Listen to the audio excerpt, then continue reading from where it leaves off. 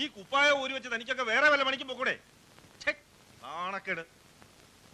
ശിക്ഷ കഴിഞ്ഞിറങ്ങുമ്പോൾ ജയിലിന്റെ മുന്നിൽ വെച്ച് അവർ ഇങ്ങനെ പ്രതികരിക്കുന്ന തീരെ പ്രതീക്ഷിച്ചില്ല.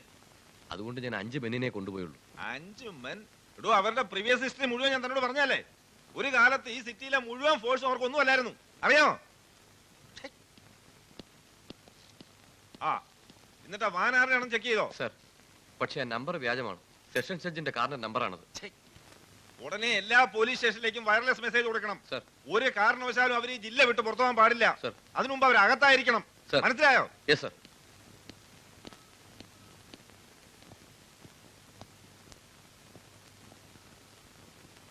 ഹലോ, കൺട്രോൾ റൂം അല്ലേ? ആ, ഇത് കമ്മീഷണറാണ്. നമ്മുടെ ബോർഡറിലുള്ള ചെക്ക് പോസ്റ്റുമായിട്ടൊന്ന് കണക്ട് ചെയ്യണം. ആ, വേണം.